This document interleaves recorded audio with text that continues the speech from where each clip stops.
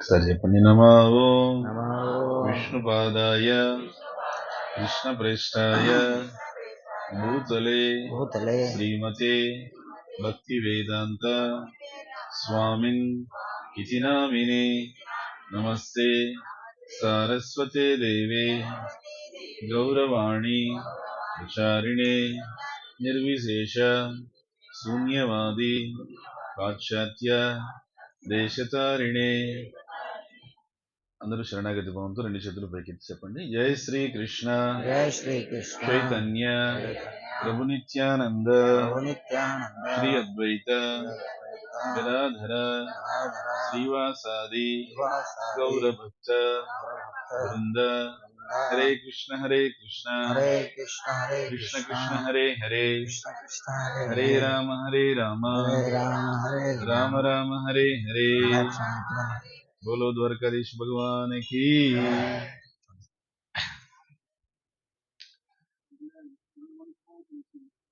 బృందావనంలో అనంత కోటి లీలను చేసి తన యొక్క భక్తులందరినీ కూడా ఆనందంలో ముంచెత్తడానికి అవతరించినటువంటి ఆదిదేవుడు భగవంతుడు కృష్ణుడు. కానీ ఆ బృందావనంలో ఆయన ఎన్నెన్నో అద్భుతమైనటువంటి లీలని చాలా తక్కువ సమయంలో 11 సంవత్సరాలు చేశాడు.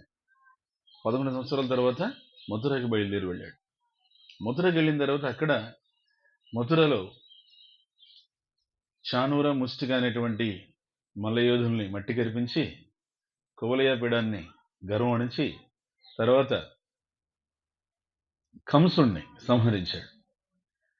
ఆ కంసుణ్ణి సంహరించిన తర్వాత దేవకి వసుదేవుల్ని కారాగారం నుంచి విడుదల చేశాడు.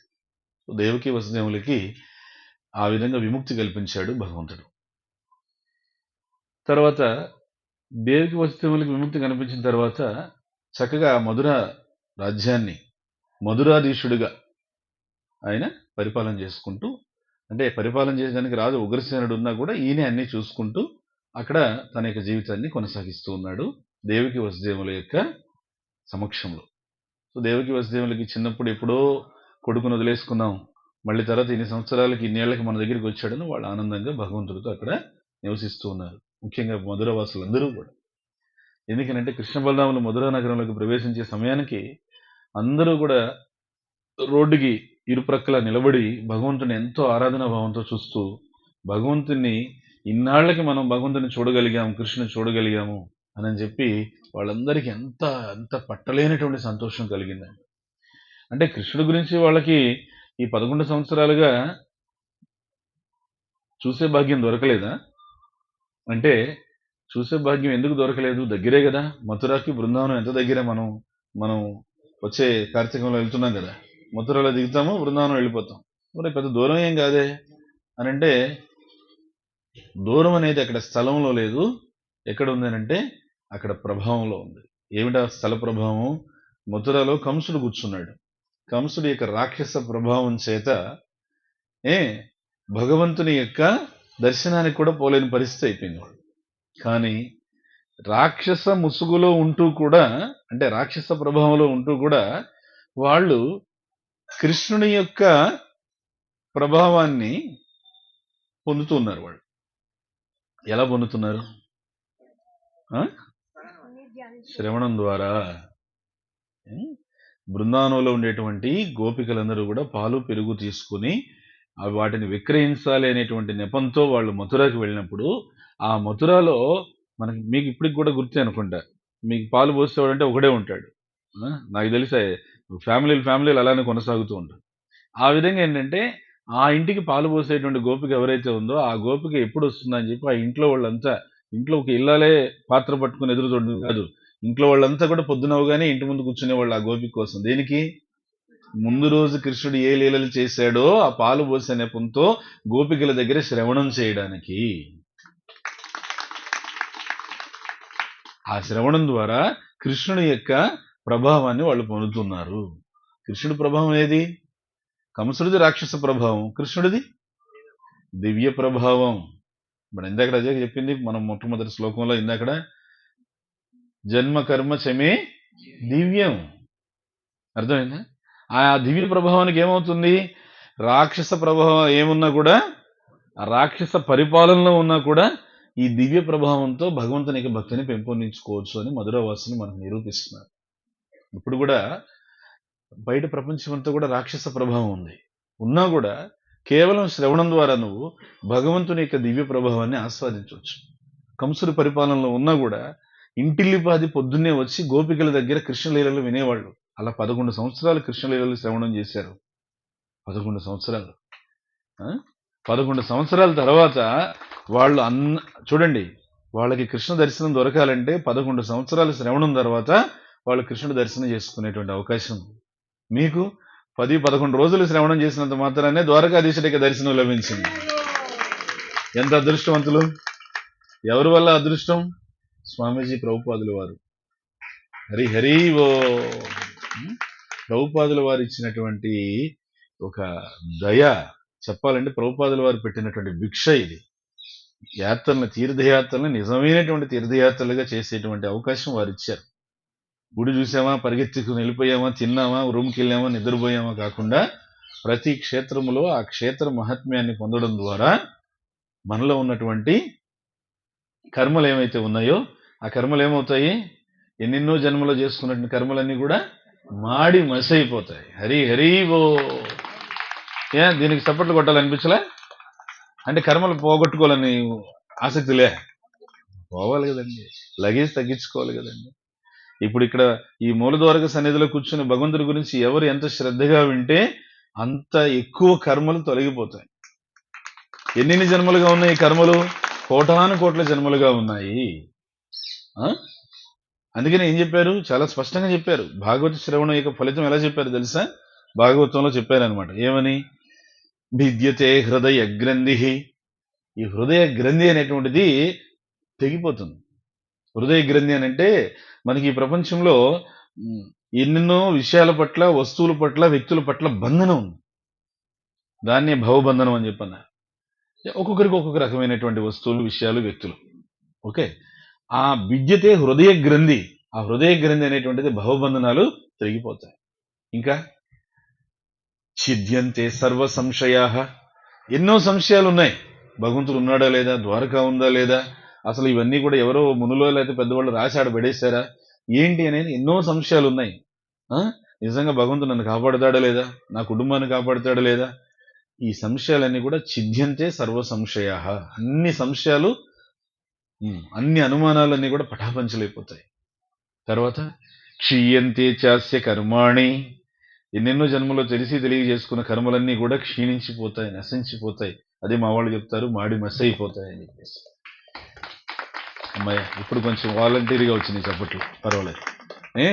ఇవి జరిగితే, ఈ 3 జరిగితే ఇంక 4వది ద్రష్ట ఏవాత్మనీశ్వరే. అప్పుడు నువ్వు ఈశ్వరుణ్ణి, సర్వేశ్వరుణ్ణి, కృష్ణుణ్ణి స్పష్టంగా చూడగలుగుతావు. అదేంటండి స్పష్టంగా చూడడానికి?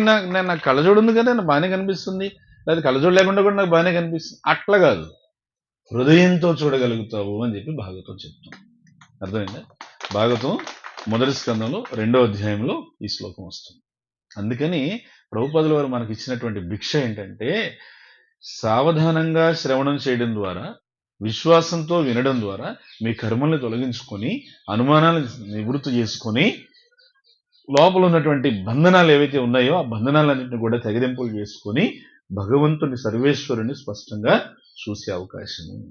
ఈ అవకాశం అక్కడ మధురవాసులకి ఏ విధంగా లభించింది? శ్రవణం ద్వారా లభించింది. గోపికలకి శ్రవణం ద్వారా ప్రతిరోజు పొద్దున్నే మనం ఎట్లా అయితే పొద్దున్న లేవగానే మొబైల్ ఆన్ చేసేసి ఈరోజు ఏం వార్తలు, విశేషాలని చెప్పి చూస్తామో, ఆ విధంగా ఇంటిల్లిపాది వాళ్ళకి పొద్దున్నే వాళ్ళకి బ్రేకింగ్ న్యూస్ ఏది అనేటువంటిది వాళ్ళు అక్కడ ఇంటి ముందు కూర్చునే వాళ్ళు, ఆ గోపిక ఎప్పుడు వస్తుందా అనేసి, నిన్న ఏమేమి జరిగినాయో బృందావనంలో ఆ వార్తలన్నీ కూడా వినేదానికి. ఆ విధంగా వాళ్ళు ఏం చేస్తున్నారు? ఆ దేవదేవుని యొక్క దివ్య ప్రభావాన్ని కేవలం శ్రవణం, గోపికల ద్వారా శ్రవణం చేయడంతో వాళ్ళు పొందుతూ ఉన్నారు మధురవాసులు. ఎట్లా పొందుతున్నారు వాళ్ళు? దేవదేవం భజే దివ్య ప్రభావం రావణాసురవైరి రణపుంగవం రామం దేవదేవం భజే దివ్య ప్రభావం. ఆ దేవదేవుడిని భజిస్తే నీకు వచ్చేదే దివ్య ప్రభావం. ఈ దివ్య ప్రభావమే నీలో ఉన్నటువంటి రావణాసురుణ్ణి తరిమి కొట్టేస్తుంది. అర్థమైందా?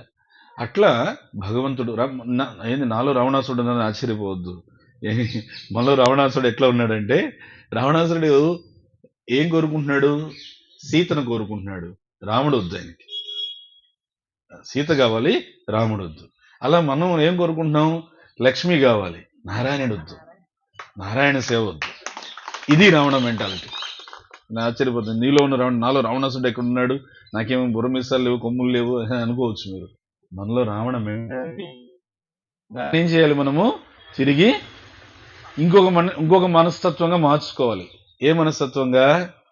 మారుతి మనస్తత్వంగా మార్చుకోవాలి. మారుతి మనస్తత్వం ఏమిటి? హనుమంతుడి మనస్తత్వం సీతారాముల్ని కలపాలి. మనం ఆ విధంగా ఏమిటి? లక్ష్మీనారాయణులకి సేవ చేసుకోవాలి. మన లక్ష్మిని నారాయణుడి యొక్క సేవలో వినియోగించాలి. ఇప్పుడు మీరందరూ కూడా ఇక్కడ ఖర్చు పెట్టుకొని ఎంతో ప్రయాసతో వచ్చారు. ఏం చేశారు? భగవంతుడు మీకు ఇచ్చిన లక్ష్మీదేవిని మీరు భగవంతుని యొక్క సేవలో వినియోగించుకునే ప్రయత్నంలో ఇక్కడికి వచ్చారు. అర్థమైంది? ఇదేదో విహారయాత్ర కాదు, వినోదయాత్ర కాదు, ఇది ఆధ్యాత్మిక యాత్ర. దాన్ని ఏమన్నారు? తీర్థయాత్ర. తీర్థయాత్ర అని ఎందుకన్నారంటే, భాగవతంలో ఒక శ్లోకంలో తీర్థీ కుర్వంతి తీర్థాని అని చెప్పి ఒక శ్లోకం వస్తుంది. ఆ శ్లోకంలో ఏం చెప్తుందంటే, ఎప్పుడైతే మనం మహాత్ముల దగ్గర నుంచి భగవంతుని గురించి, భగవంతుడు అవతరించినటువంటి పుణ్యక్షేత్రాల గురించి మనం శ్రవణం చేస్తామో, ఆ శ్రవణంతో చేసే ప్రయాణం తీర్థయాత్ర అంట. అదే ఆ శ్లోకం చెప్తాం. మనం చేసే ప్రయత్నము అదే అన్నమాట. అట్లా భగవంతుడు మధురావాసులతో ఆనందంగా ఉన్నాడు. ఆయన అందరూ ఆయన చక్కగా కీర్తిస్తున్నారు. ఎలా? మధుర వచ్చేసాడు కదా ఆయన. ఇక మధుర వచ్చేసరికి ఆ మధురవాసులందరూ కూడా వాళ్ళు కంసుడు బ్రతికుండంగా కృష్ణ బలరాములు మొట్టమొదటి వచ్చినప్పుడు వాళ్ళు నోరెత్తలేకపోయారు. ఎందుకు? కంసుడు భయం. నేను నోరెత్తి ఇక్కడ ఎవరిని ఏమనంటే కృష్ణుని బలరాముడిని ఏమన్నా సరే మనం కాస్తంత వాళ్ళకి జయధ్వానాలు చెప్పినా, వాళ్ళకి స్వాగతం అని చెప్పినా కంసుడు యొక్క భయం ఉంది అక్కడ. అంత భయంలో కూడా ఒక చాకలవాడు ఒకడు వచ్చాడు. అతను కంసుడికి బట్టలు ఉతికేవాడు. కృష్ణ బలరాములు చేయిజాచి అడిగారంట, నీ దగ్గర ఉన్న వస్త్రాలు ఇస్తావా అని. భగవంతుడు దయాగుణం చూడండి. ఇచ్చే చేయి ఎప్పుడన్నా చాచి అడుగుతుందా? అడగదు కదా. అందరికి ఇచ్చే చేయి కదా అది. అవునా? ఇచ్చే చెయ్యే కదా? డౌట్ మళ్ళీ అందులో. ఎంతమందికి? ఎందరికీ అభయంబులిచ్చు చేయి, కండువగు మంచి బంగారు చేయి, ఎందరికి అభయంబులిచ్చు చేయి. అంతమందికి అభయం ఇచ్చేసి అర్థిస్తోంది. అర్థం చేసుకున్నాడా? మా కంసుడు ఒప్పుకోడు, నేనివ్వను అన్నాడు. ఏం చేయాలి? ఇంకా అదే చేత్తో. ఎందుకని? భూభారం. అది రాక్షసులకు సపోర్ట్ చేసేవాడు భూమికి భారం. అందుకే తీసేశాడు కృష్ణుడు, సంహరించేశాడు. తర్వాత రోడ్డు పక్కన, దారి పక్కన ఎవరో పూలు అమ్ముకునే ఆయన ఉన్నాడు. ఆ పూలు అమ్ముకునే ఆయన చూశాడు. కృష్ణ బలరాములను చూడగానే మనసులో కోరిక పుట్టింది. చూడు, భగవంతుడు రాక ఇన్నాళ్లకు ఇన్నేళ్లకు వచ్చాడు. వస్తే ఆయన్ని మనం కనీసం మినిమం అంటే కనీసం ఇంగిత జ్ఞానం, పూలమాల వేసిందా ఆహ్వానించాలి కదా. అది కూడా లేదే. ఏదైతే అయింది అని చెప్పేసి 2 పూలమాల తీసుకొని గబగబ లేచాడు. లేచాక ఇంకొకరు గట్టిగా భుజం పట్టుకున్నారు. ఆగు, చూడలేదా నువ్వు? కంసుడు కన్నా తెలిస్తే చంపేస్తాడు. వద్దు, వెళ్ళొద్దు, మాకు లేదనుకుంటున్నావా? స్వామిని కృష్ణ బలరాములు స్వాగతించాలనేటువంటి ఉద్దేశం మాకు లేదనుకుంటున్నావా? కాకపోతే తెలిస్తే చంపేస్తాడు. కంసుడు చంపకపోతే మనం సామా? ఏదో ఒక రోజు సామా మనము. అదేదో కృష్ణ బలరాములకి సేవ చేసి ఇప్పుడే చేస్తాను నేను అని చెప్పి అతను ఏం చేశాడు? పరిగెత్తుకుంటూ వెళ్ళి కృష్ణుడికి బలరాముడికి పూలమాల వేసి పాదాభివందనం చేశాడు. కృష్ణుడు ఎంత సంతోషించాడంటే, ప్రాణం పోతుందనే భయం కూడా లేకుండా వచ్చి నాకు పూలమాలేసి నాకు సేవ చేసావు కాబట్టి నిన్ను ఆశీర్వదిస్తున్నాను, ఒక జన్మంతో నువ్వు పూల సేవ చేసుకో అని చెప్పి ఆశీర్వదించాడంటే, ఆ జన్మంతో పూల సేవ చేసి ఆశీర్వాదం పొందినటువంటి ఆయనే తర్వాత కాలంలో శ్రీవల్లిపుత్తూరులో ఆయన విష్ణు చిత్తుడిగా అవతరించి జన్మంతా పూల సేవ చేసుకుని పుష్పకైంకర్యంలో ధరించాడు. అది మధురలో జరిగింది. కంసుడు సంహారం జరిగిన తర్వాత ఇంకందరికీ సంతోషం అయిపోయి అప్పుడేం చేశారు, కంసుడు సంహారం అయిపోయిన తర్వాత వచ్చే కృష్ణుడిని ఇంక ఇప్పుడు వాళ్ళని ఎవరు అనేదానికి ఎవరు ఆపలేరు ఇంకా వాళ్ళని. ఇంకా మధురవాసులందరూ ఏం చేశారు, కృష్ణుడికి గట్టిగా స్వాగతం పలికారు. ఎట్లా? స్వాగతం కృష్ణ కృష్ణ,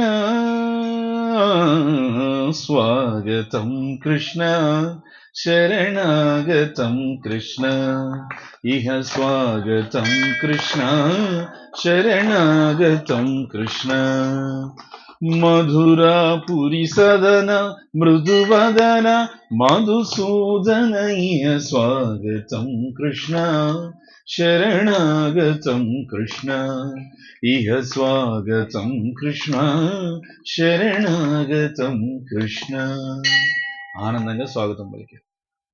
ఆ మధురవాసులతో భగవంతుడు ఎంత ఆనందంగా ఉన్నాడు అక్కడ.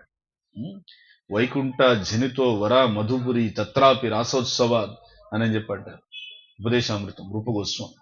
ఏమంటే ఆ వైకుంఠ లోకం కన్నా భగవంతుడికి ఆ మధురాపురిలో మధురవాసులతో నివసించడం మధురంగా ఉందంట. అప్పుడు ఆ మధుర నగరంలో కంసుడు చనిపోయిన తర్వాత ఈ పక్క జరిగింది ఇది, ఆ పక్క ఏం జరిగింది అది తెలియాలిగా. మరి మేలించాము, కీడు కూడా చూడాలిగా. కంసుడి భార్యలు అస్థి ప్రాప్తి అనే ఇద్దరు వాళ్ళు ఏం చేశారు, వాళ్ళ పుట్టింటికి వెళ్ళిపోయారు. ఎక్కడ వాళ్ళ పుట్టిళ్ళు? జరాసంధుడు. జరాసంధుడి కుమార్తెలు అస్థి ప్రాప్తి.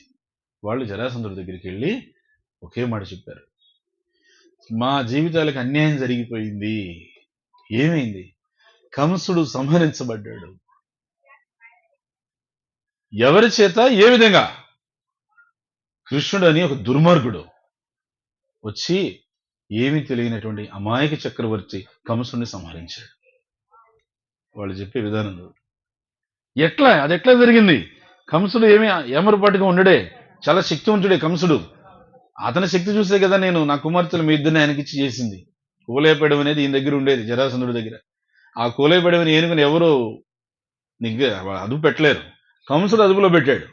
అందుకని చెప్పేసి కుమార్తెలు ఇద్దరిని ఇచ్చి జరాసంధుడు వివాహం చేశాడు. మరి జరాసంధుడు అడుగుతున్నాడు, కంసుడు ఏమరపాటుగా ఉన్నాడే? నాన్న ఏం లేదు, కంసుడు ఆయన ఏమి తెలియకుండా ఏదో ఏమరపాటుగా ఉన్నప్పుడు, ఆ ఏమరపాటుగా ఉన్నప్పుడు అదే అదనగా చూసి ఆ దుర్మార్గుడు కృష్ణుడు ఒక్కసారి ఎగిరి మీదకి దూకి కూర్చొని గుండెల మీద కొట్టి చంపేశాడు. కంసుడు ఏమరపాటుగా ఉన్నాడంట. కృష్ణ బలములు వచ్చిన దగ్గర నుంచి టార్గెట్ పెట్టి కువలయపడాన్ని పంపించి చానూరు ముష్టికలను పంపించి ఎంత చేసి ఇట్లా చెప్పారు.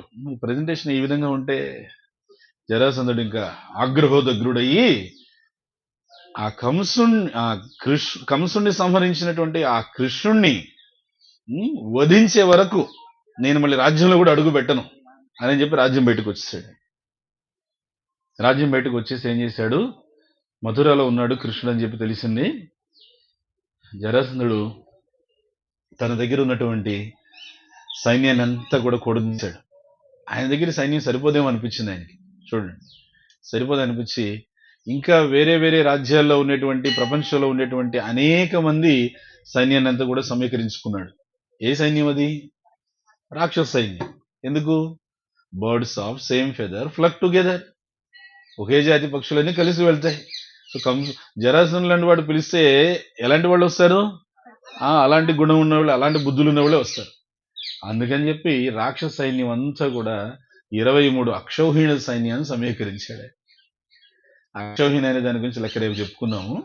కానీ దాని ముందు ఒక చిన్న మాట చెప్పుకోవాల్సింది ఏంటంటే, కురుక్షేత్రం మొత్తంలో కౌరవులు పాండవులు అందరిది కలిపి మొత్తం సైన్యం ఎంత? 18 అక్షౌహిణీలు. మీరు చెప్పిన 11 కౌరవులు. ఏమి 7 అక్షౌహిణీలు పాండవులది, 11 అక్షౌహిణీలు కౌరవులు.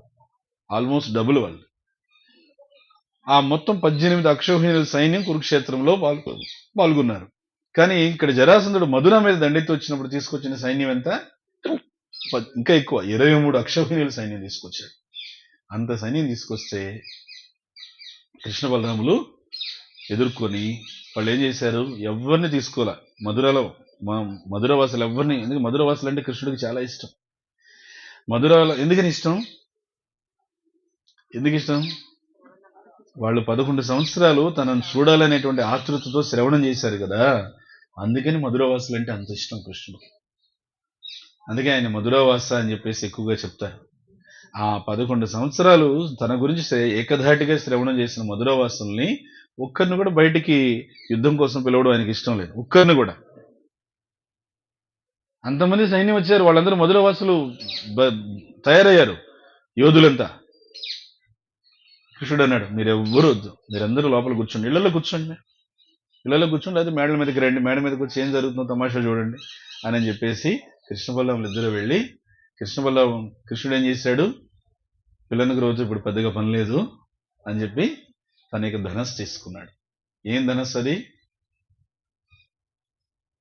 కృష్ణుడు ధనస్సు సారంగం. రాముడు ధనస్సు కోదండం, అందుకే ఆయన కోదండపాణి అంటారు. ఏమి కోదండరాముడు గుడికి వెళ్ళలేదా తిరుపతిలో? మరి మీరు రాముడు ధనస్సు అంటే కోదండం అని చెప్పి తిరుపతి పరపతంతా పోతుంది. గుర్తుపెట్టుకోండి, రాముడు ధనస్సు, అర్జునుడి ధనస్సు గాంధీవధారి అర్జునుడు. శివుడి ధనస్సు పినాకం. ఈ డీటెయిల్స్ కావాలంటే మరి డెప్త్ ఉండేవాళ్ళు కావాల్సిందే. పినాకపాణి అంటే శివుడు. మరి కృష్ణుడి యొక్క ధనస్సు సారంగం, అందుకే కృష్ణుడి పేరు సారంగపాణి అని చెప్పంట.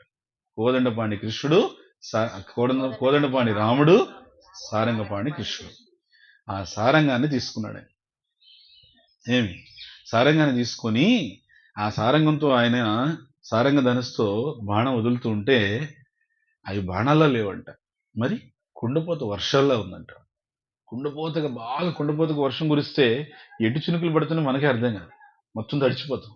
ఆ విధంగా సారంగ ధనస్సు నుంచి బాణం అలా వర్షంలాగా వస్తూ 23 అక్షౌహిణుల సైన్యాన్ని సమూలంగా నశింపజేశాడు కృష్ణుడు. భూమి భారం తగ్గించాడు. అవునా? ఇది కృష్ణుడి యొక్క వైభవం. ఆ సారంగ ధనస్సు నుంచి కృష్ణుడు చేసినటువంటి యుద్ధాన్ని అమ్మవారు గుర్తు చేసుకున్నారంట. ఎవరు?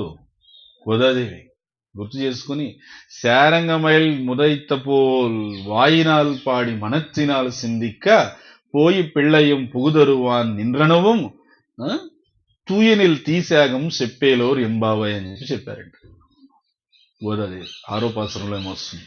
ఏమి దాని అర్థం అంటే, సారంగ ధనస్సు నుంచి ఒక వర్షంలాగా బాణాలను గుప్పించినటువంటి ఆ దేవదేవుడు కృష్ణుడి యొక్క లీలల్ని వాయినాల్ పాడి, నోరుందా పాడు, మనత్తినాల్ సిందిక్క, మనసుందా స్మరణ చేయి, చేస్తే ఏమవుతుంది? పోయి పెళ్ళయం పుగుదరువా నిండనవం అంటే ప్రస్తుత జన్మలో, ముందు జన్మలో ప్రారబ్ధం, సంచిత కర్మలన్నీ కూడా ఎలా పోతాయో తెలుసా? మా వాళ్ళు చెప్పేది అదే. అప్పుడు నాకు అర్థమైంది. నోటితో చెప్పేది దానికి ఏదైనా ఒక శాస్త్ర ప్రమాణం ఉండాలి కదా మేము చెప్పాలంటే. అప్పుడు నాకు అక్కడ దొరికింది ఆ శాస్త్ర ప్రమాణం. ఏమని?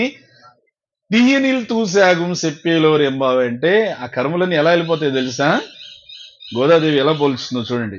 పెద్ద దూదికొండ ఉంది, పెద్ద దూదికొండ. ఒక చిన్న నిప్పుర వేస్తే భగ్గుమని మొత్తం అంత క్షణాల్లో కాలి బూడిదైపోతుంది కదా. ఆ మాడి మసి అయిపోయింది, అక్కడి నుంచి వచ్చిందని నాకు మళ్ళీ అర్థమైంది.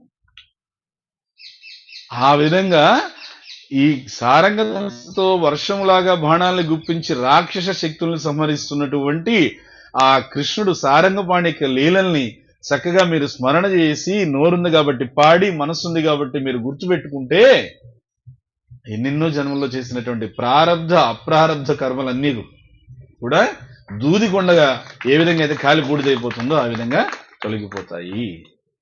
అలా సారంగ ధనస్సుతో 23 అక్షౌహిణుల సైన్యాన్ని సంహరించిన తర్వాత ఇంకా బలరాముడు పట్టుకున్నాడు, జరాసంధుని పట్టుకున్నాడు. కృష్ణుడు జరాసంధుని అప్పుడు బలరాముడు ఇంకా జరాసంధుని వధించబోతుంటే కృష్ణుడు "ఏ, ఆగు ఆగు ఆగు ఆగు ఆగు ఆగు" అని చెప్పాను. ఈయన ఆగు అని చెప్పేసి బలరాముడు చెప్పేసారు. బలరాముడు ఎందుకు రాక్షసుడు వీడిని సంహరించాలి అన్నా, నేను చెప్పేది వినన్నా, కాసేపు ఆగన్నా అని చెప్పి చెప్తున్నాడు. ఇలా చెప్తూ బలరాముడితో కృష్ణుడు కావాలని తాత్సారంగా మాట్లాడుతున్నాడు. ఎప్పుడైతే బలరాముడితో అలా తాత్సారంగా మాట్లాడడం జరాసంధుడు చూశాడో పరిగెత్తుకుంటూ వెళ్ళిపోయేసరికి పరిగెత్తుకుని వెళ్ళిపోతున్నాడు, పారిపోతున్నాడు. మరి ఎక్కడికి పోతాడన్నా? పోనీ ఎంత దూరం పోతాడో? కాదు, వాడిని వదిలేస్తున్నాం, కావాలని వదిలిపెట్టామన్నా మనము. దేనికి? వీడిని వదిలేస్తే మళ్ళీ వస్తాడు, ఊరికినే రాడు, ఒంటరిగా రాడు, మళ్ళీ సైన్యాన్ని తీసుకొని వస్తాడు. ఏ సైన్యం వస్తారు? రాక్షస సైన్యమే వస్తారు. మనము భగవద్గీతలో చెప్పాం ఏమని? పరిత్రాణాయ సాధూనాం వినాశాయ చతుష్కృతాం ధర్మ సంస్థాపనార్థాయ సంభవామి యుగే యుగే. ఆ వినాశాయ చతుష్కృతం అనే దానికి దుష్టుల సంబంధిస్తున్నాను, ముళ్ళును ముళ్ళుతోనే తీయాలి, వీడిని వదిలేస్తే మళ్ళీ వాళ్ళు పట్టుకొస్తాడు అని చెప్పి కృష్ణుడు వదిలేస్తే నీకు నాకు 100 తెలివితేటలు ఉంటాయి, భగవంతుడికి 101 తెలివితేటలో వస్తాడు ఆయన. ఆ దారి నీకు నాకు అర్థం కాదు.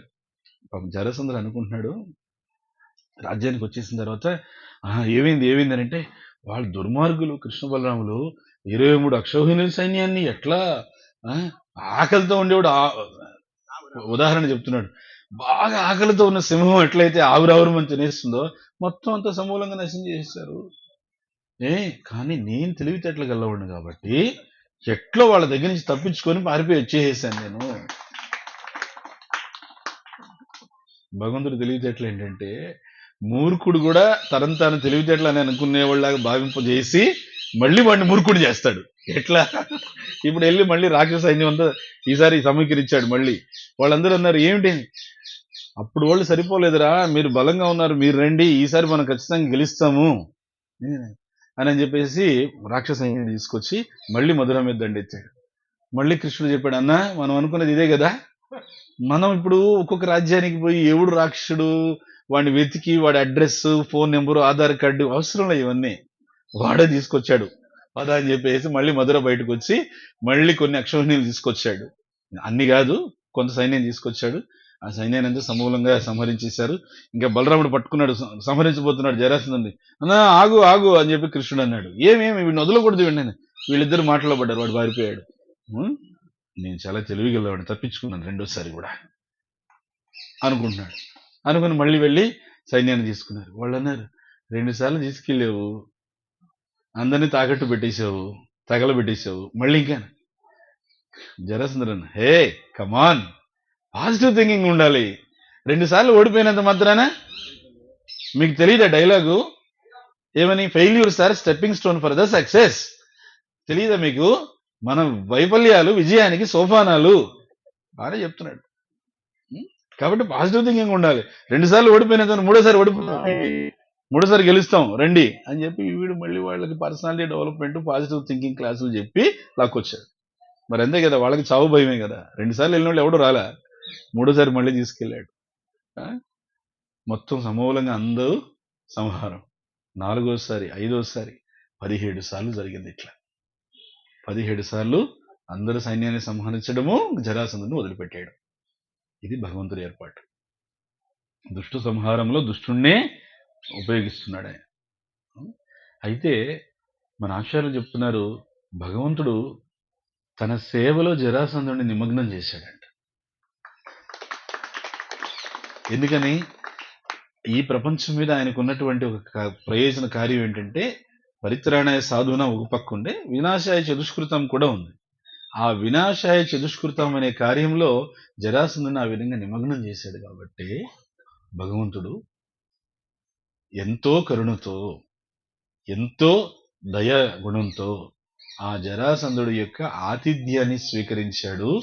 భీముడితో పాటు, అర్జునుడితో పాటు వెళ్ళి ఎన్నో రోజులు అతని ఇంట్లో భగవంతుడు ఆతిథ్యాన్ని స్వీకరించాడు. ఇది తర్వాత దాన్ని అక్కడ పురుషోత్తమ మాసానికి సంబంధించిన లీల ఒకటి జరిగింది అక్కడ, అది మళ్ళీ వేరే సందర్భంలో చెప్పుకున్నాము. అయితే జరాసంధుడి యొక్క ఆ అదృష్టాన్ని చెప్తున్నారు ఆచార్యులు. చూడు, అతను ఒక్కొక్క దుష్టుని ఏరుకుంటూ వచ్చి కృష్ణుడికి అక్కడ సమర్పిస్తూ వచ్చాడు. అది భగవంతుడు ఆయన యొక్క సేవలో ఆయన నిమగ్నం చేశాడు. 18వసారి ఏమైంది, ఈసారి ఆలోచన చేసి జరాసంధుడు, ఈ లోపల గర్గ అనేసి ఒక వ్యక్తి ఉన్నాడు. అతను ఎట్లా అంటే ఈ యదువంశం వాళ్ళకి ఎదురుపడినప్పుడు అతను కొంచెం మన భాషలో చెప్పుకుంటే కిండలుగా మాట్లాడాడు. అంటే చాలా అవహేళన చేస్తూ మాట్లాడాడు. మంచి పదం అది. అలా మాట్లాడినప్పుడు ఏం చేశారు, ఈ యదువంశస్థులు కూడా అతన్ని అదే విధంగా అవహేళన చేస్తూ, ఎందుకంటే మాటకి మాట చాలు కదా, మాటకి దెబ్బెందుకు అనేసి, మామూలుగా యదువంశస్థులు చాలా శక్తివంతులు, కానీ అక్కడ మాటకి మాట చాలు అని చెప్పి అవహేళన చేసి వదిలేస్తారు. అది అతను చాలా గట్టిగా తీసుకుని అతను ఘోరమైనటువంటి తపస్సు చేశాడు. ఎవరి కోసం? శివుడి కోసం తపస్సు చేశాడు. ఏమి వరం కావాలంటే, ఆ యదువంశస్థుల్ని, వాళ్ళు ఎవరిని చూసి అయితే అంత గర్వపడుతున్నారో ఆ కృష్ణుణ్ణి, వాళ్ళని ఢీ కొట్టగలిగేటువంటి శక్తి కలిగే పుత్రుని నాకు ఎంతలానంటే, కృష్ణుడు గాని ఆ కృష్ణుడు యదువంశస్థులు గాని నా కుమారుణ్ణి ఏమీ చేయలేనటువంటి వాళ్ళుగా ఉండాల. అలాంటి పుత్రుని నాకు వరప్రసాదంగా ఇవ్వను.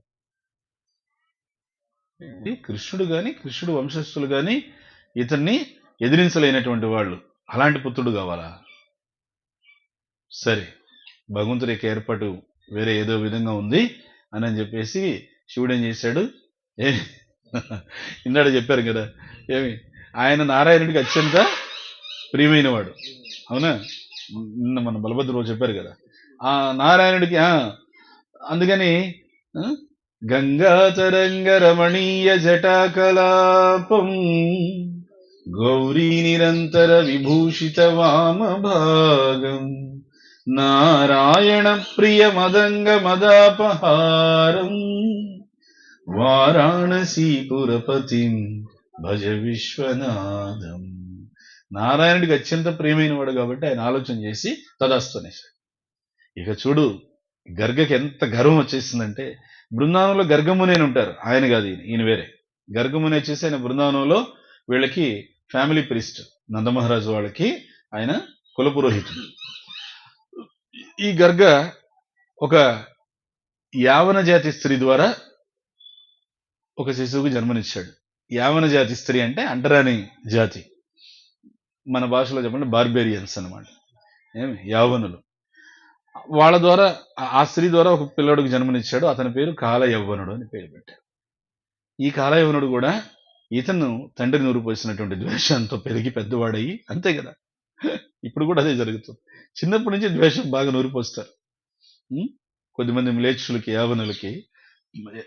భూమండలం అంతా కూడా భగవంతుడిది, ఉన్న మానవులందరూ కూడా భగవంతుని బిడ్డలే. కానీ వీళ్ళేం చేస్తారంటే, వాళ్ళు పరాయి వాళ్ళు. నువ్వు నిజంగా దైవానుగ్రహం పొందాలంటే ఆ పరాయి వాళ్ళని చంపాలి, వాళ్ళని హింసించాలి, అప్పుడే నీకు దైవానుగ్రహం, అప్పుడే నీకు స్వర్గంలోకి ప్రవేశం. ఇట్లా నేర్పిస్తారు చిన్నప్పటి నుంచి. మనం ఏం చేయాలి? మన పిల్లలకి చిన్నప్పటి నుంచి వాళ్ళు అట్లా నేర్పిస్తున్నారు కదా, మనం ఏం చేయాలి? చిన్నప్పటి నుంచి ప్రహ్లాదుడు ఏం చెప్పాడో చేయాలి. ప్రహ్లాదుడు ఏమన్నాడు? కౌమారే ఆచరతే ప్రజ్ఞ ధర్మాను భాగవతాన్ని. చిన్నపిల్లలకి చిన్న వయసు నుంచి భాగవత ధర్మం నేర్పించండి. ఎందుకు? దుర్లభం మానుషం జన్మ తదపి అధ్రువం అర్ధదం. మానవ జన్మ చాలా చాలా అరుదైనది, చాలా దుర్లభమైనది. తదపి అధ్రువం, ఎక్కువ కాలం ఉండదు, ఎక్కువసేపు ఉండదు, ఎంతో కాలం ఉండదు కాబట్టి ఏం చేయాలి? తదపి అర్ధదం, దీన్ని సార్థకం చేసుకోవాలి. ఎట్లా దీన్ని సార్థకం చేసుకోవాలి? కౌమారే ఆచరతే ప్రజ్ఞ ధర్మాన్ని భాగవతం. చిన్న వయసు నుంచి ఈ భాగవత ధర్మాన్ని అందరికీ తెలియచేయాలి. అందుకని చిన్న పిల్లలకి మనం ఏం చేయాలి? భాగవత ధర్మాన్ని నేర్పించాలి. అది ఇంట్లో కూర్చొని ప్రత్యక్షంగా నేర్పించాలని అంటే అది కొద్ది కష్టతరమైన విషయమే. యాత్రలకు తీసుకొస్తే ఏమవుతుంది? వాళ్ళకి హాలిడేస్ పేరుతో వీడియో గేములకిను, లేకపోతే ఇంటర్నెట్కో, టీవీలకు అతుక్కుపోకుండా, టీవీ సీరియల్స్కి అతుక్కుపోకుండా ఇలా వచ్చినప్పుడు ఏమవుతుంది? సహజంగానే వాళ్ళకి భగవంతుని యొక్క దివ్యక్షేత్రాల్లో అడుగు పెట్టినటువంటి అదృష్టము, ఆ సుకృతి, ఇక్కడ వినడం ద్వారా, సంకీర్తన పాడడం ద్వారా ఈ కల్చర్ అనేది వాళ్ళకి అలవాటు అవుతుంది. ఈ సంప్రదాయం, సంస్కృతి అనేది అలవాటు అవుతుంది. సో చిన్నప్పటి నుంచి ద్వేషం నూరిపోసేసాడు వాడు. ఇంకా కృష్ణుడి మీదను యదువంశస్థుల మీద ద్వేషంతో ఉన్నాడు. ఇతని కృష్ణుడు అంటే యదువంశస్థులు అంటే ద్వేషం అని తెలియగానే నేను ఇందాక చెప్పాను, జరాసంధుడికి అలాంటి వాళ్ళే ఎదురుపడతారని. వీడు ఎదురుపడ్డాడు. ఒకరొకరు మాట్లాడుకున్నారు. మన కామన్ టార్గెట్ కృష్ణుడే. సరే, అయితే ఈసారి ఏం చేద్దామంటే, నేను తూర్పు దిక్కున నేను దాడి చేస్తాను, జరాసంధుడు చెప్పడం. పశ్చిమ దిక్కున నువ్వు దాడి చేయి. ఒకేసారి దాడి చేద్దాం. ఒకేసారి దాడి చేసేస్తే ఇంక దొరికిపోతాడు కృష్ణుడు. ఇన్నేళ్ళు 17 సార్లు ఓడిపోయాను నేను. అయినా చూడు ఎంత పాజిటివ్ థింకింగ్తో వచ్చాను. 18 సారి వచ్చాను మళ్ళా. ఒకవైపు దాడి చేస్తూ ఉన్నాను, కృష్ణుడు అందరినీ సంహరించేస్తున్నాడు. ఈసారి 2 వైపులా దాడి చేద్దాం. ఇప్పుడు కృష్ణుడు ఒకవైపు వచ్చి నాతో ఎదురుపడ్డాడు అనుకో, నువ్వు మధురాలకు ప్రవేశించి మధురావాసుని సంహరించేసి, ఒకవేళ కృష్ణుడు ఎంపిక చేసుకుని వీడిని ఎలాగో 17 సార్లు ఓడించే కదా నీ వైపు వచ్చాడు అనుకో, నేను మధురాలకు ప్రవేశించి దాడి చేస్తాను. ఈ విధంగా చెప్పాడు. చెప్పేసరికి 2 వైపులా వచ్చేసారు, తూర్పు పడమర. జరాసంధుడు కాలయవనుడు బోల్డని సైన్యంతో వచ్చేసారు. ఇప్పుడు కృష్ణుడు చూశాడు, 2 వైపులా వచ్చేసారు. నా మధురావాసులకి నేను ఎటువంటి హాని జరగనివ్వను అని అంటే, ముందు నేను చెప్పింది కూడా శ్లోకం నేను ఎలా చెప్పాను నాకు తెలిసి, భగవంతుడు శ్లోకం చెప్పిన విధానం ఏంటి చెప్పండి?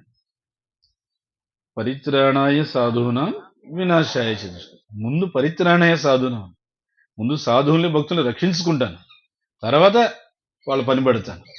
కృష్ణుడు అన్నాడు, నేను చెప్పిన శ్లోకం ప్రకారం నేను ఫాలో అవ్వాలి కదా, రక్షించుకోవాలి అని. మధురవాసులు రాత్రి నిద్రించున్నారు. వీళ్ళందరూ చుట్టుముట్టేసి ఉన్నారు సైన్యం. ఇంకా తెల్లారితే దండయాత్ర చేసేస్తారు.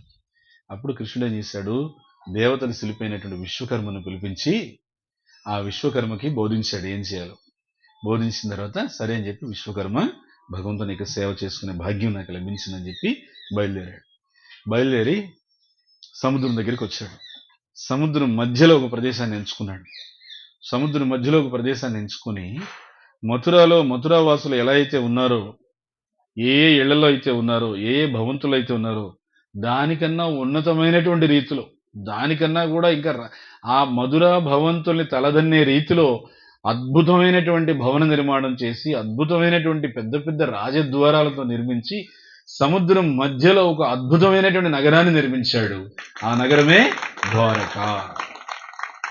ఇదంతా ఒక రాత్రిలో చేసేశాడు విశ్వకర్మ భగవద్ అనుగ్రహంతో. హరి ఓ. మీకు తెలుసు ఇళ్ళు కట్టుంటారు కదా, నెలలు పట్టుంటాయి, సంవత్సరాలు పట్టుంటాయి. ఒక రాత్రిలో మొత్తం నిర్మించి భగవంతునికి సమర్పించాడు. భగవంతుడు ఏం చేశాడు, తన యొక్క యోగమాయ శక్తితో ఈ మథురాలో ఎవరెవరైతే ఏ ఇళ్లలో అయితే నిద్రపోతూ ఉన్నారో, ఆ నిద్రిస్తున్న వారు నిద్రిస్తున్నట్టుగా అట్లానే ఉన్నారు. తెల్లారి వాళ్ళు నిద్రలేసేసరికి అందరూ ద్వారకాలో వాళ్ళ ఇళ్లలో వాళ్ళ మంచాల మీద వాళ్ళు నిద్ర నుంచి లేచారు బయటకు. ఇది భగవంతుని యొక్క యోగమాయ, భగవంతుని యొక్క ప్రత్యేకమైనటువంటి లీల అనమాట. ఆయన యొక్క యోగమాయతోనే ఇది సాధ్యమవుతుంది.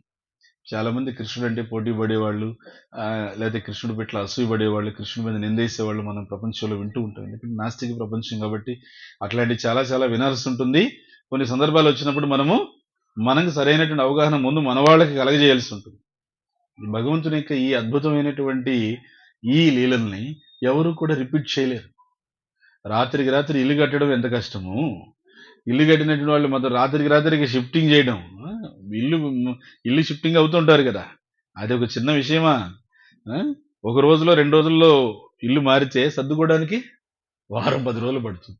అలాంటిది రాత్రికి రాత్రి నిర్మాణం చేసి మొత్తం మథురావాసులందరూ రాత్రి నిద్రపోయేటప్పుడు మధురావాసులు, తెల్లారు లేచేపాటికి ద్వారకావాసులు అందరూ కూడా ఆ విధంగా వాళ్ళు మార్చేశారు. అక్కడికి మార్చేసిన తర్వాత ఇప్పుడు హరే కృష్ణ గోవింద. అప్పుడు ఏం చేశాడు కృష్ణుడు, ఇక పరిత్రాణాయ సాధువును అయిపోయింది, అందరినీ సాధువుల్ని భక్తులను రక్షించుకున్నాడు. ఇంకేం చేయాలి? వినాశాయ చ దుష్కృతం, వీళ్ళ సంగతి చూడాలి ముందు. సరే 17 సార్లు వీడి సంగతి చూసాం కదా, అందుకని చెప్పి రొటీన్ కాలయవనుడు వైపు వెళ్ళాడు. కాలయవనుడు వైపు వెళ్తే కాలయవనుడు కృష్ణుడు అంటే ఎంత మంది మార్బలంతో వస్తాడేమో అని చూస్తున్నాడు. ఎవరున్నారు? ఎవరు లేరు. కృష్ణుడు ఒక్కడే వచ్చాడు. వచ్చేసరికి ఇదేంటి పెద్ద సైన్యంతో వస్తాడు అనుకుంటే ఒక్కడే వచ్చాడు, అంత శక్తివంతుడా అని చెప్పేసి కాలయవనుడు చాలా ఉద్రేకంతో ముందుకు వచ్చాడు. వచ్చేసరికి దగ్గరికి వచ్చిన దాకా ఉన్నాడు కృష్ణుడు. దగ్గరికి వచ్చిన తర్వాత ఏంటి నాతో యుద్ధం చేస్తావా అన్నాడు. అవును నీతో యుద్ధం చేయాలి, నీతో యుద్ధం చేసి నేను సంహరించాను, అయితే యుద్ధానికి సిద్ధమా అన్నాడు. సిద్ధమే. అయితే నేను కూడా సిద్ధమే. రాయితేనే నేను సిద్ధమే, యుద్ధానికి కాదు, మరి పరిగెత్తడానికి సిద్ధం అని చెప్పేసి కృష్ణుడు పరిగెత్తడం ఉన్నాడు. ఇదేంటి పెద్ద పోటుగాళ్ళలాగా పౌరుషవంతులాగా మాట్లాడాడు. యుద్ధానికి సిద్ధం అంటే సిద్ధం అన్నాడు, తర్వాత పారిపోతున్నాడు అని చెప్పేసి ఏ ఏ ఏ రణచోర్ రణచోర్ అని చెప్పన్నాడు. రణచోర్ అంటే యుద్ధరంగం నుంచి పారిపోయిన వాడు అని. రణచోర్ రణచోర్ అని పిలిచేసరికి కృష్ణుడు ఒకసారి ఆగాడు. ఇదేంటరా కొత్త పేరులాగా ఉంది, ఏముందంటే రణచోర్ ఆగు ఆగు అన్నాడు. ఓ రణచోర్, ఇదేదో బాగుంది కొత్త పేరు. నాకు మామూలుగా ఇంతకు ముందు అయితే బృందావనంలో ఎక్కడో విన్నా నేను, ఏమని మకన్చోర్ అని విన్నాను. వెన్న దొంగ అని అక్కడ ఉంది పేరు, బృందావనంలో ఉంది పేరు. తర్వాత గోపిమ్మలు పెట్టిన పేరు మకన్చోర్, గోపికలు పెట్టిన పేరు మన్చోర్. మనసుని దొంగతనం చేశాడు. మా మనసు అంతా కృష్ణుడి దగ్గర ఉండిపోయింది అని బాధ వాళ్ళకి. అందుకని మన్చోర్. సో అక్కడేమో బృందావనంలో మకన్చోరు మన్చోరు. మళ్ళీ ఇంకెక్కడ పేర్లు ఉన్నాయి నాకు. తిరుపతిలో కొండ మీద అక్కడ ఒక పేరు వచ్చింది. ఏం పేరు? సేవాచోర్. సేవాచోర్ అని ఎవరు పెట్టారు ఆ పేరు? అనంత అల్వారు పెట్టారు. అనంత అల్వారు గుర్తులేదా? గుర్తొస్తుంది చూడండి. అచ్చపు వేడుకతో అనంతాళు వారికి మెచ్చెలి వెట్టికి మన్ను మోసిన వాడు. అచ్చపు వేడుకతో అనంతాళు వారికి మెచ్చెలి వెట్టికి మన్ను మోచిన వాడు. మచ్చిక దొలక తిరుమల నంబి తోడుచ నిచ్చ నిచ్చ మాటలాడి నొచ్చిన వాడు. కొండలలో నెలకొన్న కోనేటి రాయడు వాడు. కొండలంత వరములు గుంపెడు వాడు. కొండలలో నెలకొన్న కోనేటి రాయడు వాడు. అక్కడ అనంతాళ్ వారు ఆయన మట్టిదవి భగవంతుడి కోసం కోనేరు తవ్వి ఏర్పాటు చేస్తుంటే అనంతాళ్ వారికి తెలియకుండా స్వామి దొంగతనంగా మట్టి మోసాడు. ఆయన అన్నమాచార్య ఏమంటున్నారు చూడండి, అచ్చపు వేడుకతో సంతోషంగా చేశాడంట భగవంతుడు ఆ పని. మెచ్చిలి వెట్టికి అంటే ఆయన కూలి కూడా చూసుకోలేదంట. మట్టి మోసిందని కూలి తీసుకోవాలి కదా, మట్టి మోసాడు ఆయన. చూడండి, మట్టి మోసాడు. ఒకసారి అంటుంటారు కదా మట్టి మోసేవాడా అని చెప్పేసి అంటుంటారు కదా. భగవంతుని మట్టి మోసాడు దేనికి? తన భక్తుని యొక్క శ్రమ చూసి, తన భక్తుని కష్టం చూసి, అనంతాల వారి కష్టం చూసి చూడలేక తాను మట్టి మోసాడు. అప్పుడు అనంతాల వారు ఆయనకి పెట్టిన పేరేంటంటే సేవాచోర్ అని చెప్పి పేరు పెట్టాడు. ఎవరే ఈ పిల్లోడు నా సేవను దొంగతనం చేస్తున్నాడు అని చెప్పి. సరే ఇవన్నీ గుర్తు తెచ్చుకొని కృష్ణుడు సరే మకన్చోర్ అయిపోయింది, మన్చోర్ అయిపోయింది, సేవాచోర్ అయిపోయింది, ఇప్పుడు రణచోర్. ఈ పేరు కూడా బానే ఉంది, ఓకే అని చెప్పేసి వెళ్ళిపోయాడు. పరిగెట్టి పరిగెట్టి పరిగెట్టి పరిగెట్టి ఎక్కడికి వెళ్ళాడు? ఆయన గిర్నార్ పర్వతాల దగ్గర ఒక గుహలోకి వెళ్ళాడు. ఎందుకని ఆ గుహలో ఎవరో ఒక ఆయన నిద్రిస్తున్నాడంట, బాగా గురుకులు పెట్టి. ఆయన దగ్గరికి వెళ్ళాడు. వెళ్ళిన తర్వాత ఈ కాలేయం నుండి వదిలిపెట్టలే, వెనకాల వెంటబట్టి వస్తున్నాడు. కృష్ణుడు ఏం చేశాడు? నిద్రపోతున్నా ఆయనకి, వెరీ గుడ్, బాగా నిద్రపోతున్నావు, ఏమి నీ నిద్రపోతున్నానికి నీకు బహుమతి ఇవ్వాలి అని చెప్పని తన కిరీటం తీసుకెళ్ళి ఆయనకి తొడిగి కృష్ణుడు లోపలికి వెళ్ళిపోయి దాక్కున్నాడు. ఇతని కాలేవనుడు వెనకాల వచ్చాడు. చీకట్లో బాగా నిద్రపోతున్న అతన్ని చూశాడు. ఆ కిరీటం కనిపించింది చీకట్లో. ఈ కిరీటం కృష్ణుడికే కదా ఉండింది. చూడు, నన్ను ఇంత దూరం పరిగెత్తిచ్చి ఇక్కడికి వచ్చి బాగా గురకబెట్టి నిద్రపోతున్నాను, నీ సంగతి చెప్తానాగా అని చెప్పి వచ్చి బలంగా తన్నాడు కాలుతో. తన్నగానే ఆ నిద్రపోయే ఆయన ఒక్కసారిగా చాలా కలతతో, బాగా గాఢంగా నిద్రపోతున్న వాళ్ళు మనం కొట్లేపితే ఏంటి అట్లా అంటారు కదా, ఆ విధంగా చాలా కలతతో అతను ఒక్కసారిగా చాలా కోపోద్రిక్తుడయ్యి ఎట్లా అంటే క్రోధ నేత్రాలతో ఒక్కసారిగా అట్లా కళ్ళు తెరిచి చూశాడు. చూడగానే ఆ క్రోధ నేత్రాల నుంచి వచ్చిన క్రోధ అగ్నికి కాలయవనుడు కాలి బూడిదై. శివుడిచ్చిన వరం ఏంటి? కృష్ణుడు గాని కృష్ణుడు వంశస్థులు గాని అతన్ని ఏమీ చేయలేరు. కృష్ణుడు ఏం చేశాడు? సరే ఆ వరాన్ని గౌరవిస్తాను. అందుకనే అక్కడ ఆచార్యులు చెప్తారు, కార్యం ఇక్కడ ఉంటుంది, కారణం అక్కడ ఉంటుంది. భగవంతుడు ఏం చేస్తాడు? ఆ కారణాన్ని కార్యాన్ని లింక్ చేసేస్తాడు, కలిపేస్తాడు. లేకపోతే ఈ ముచ్చుకుందుడు ఇలానే ఉంటాడు, ఆ కాలయవనుడు అలానే ఉంటాడు. ఆ కాలయవనుడు కాలి బూడిదవ్వాలంటే ఈ మధ్యలో ఒకరు లింక్ అన్నమాట, కలపాలి. ఎవరు? పరిగెత్తుకుంటూ వచ్చాడు. నిన్న మీరు ముచ్చుకుందు గుహ దగ్గరికి వెళ్ళి ఉంటారు బహుశా. ఆ? అక్కడ ఆ కాలయవనుడు కాలి బూడిదైపోయాడు. సరే ఈ నిద్రలేసాడే, నిద్రలేసిన తర్వాత ఆ కాలి బూడిదైపోయిన తర్వాత నిద్ర మన బాగా గాఢ నిద్రలోంచి ఒకసారి లేచి ఎక్కడున్నాం కూడా అర్థం కాదు కదా. ఏమిటి అసలు ఏం జరిగింది? అసలు ముందు నేను ఈ గుహలో నిద్రపోయే సంగతి ఎవడికి తెలియదు. అట్లాంటిది తెలుసుకొని వచ్చి నన్ను కాలుతో దన్నంత వాడికి నేనేం కీడు చేశాను? నన్ను కాలుతో దన్నాడు, కాలి బూడిదైపోయాడు, అయిపోయింది. అసలు ఇదంతా ఎలా జరిగింది? అప్పుడు ఆయన గుర్తొచ్చింది, ఏదో బరువుగా ఉంది ఆయనకి. ఏం బరువు?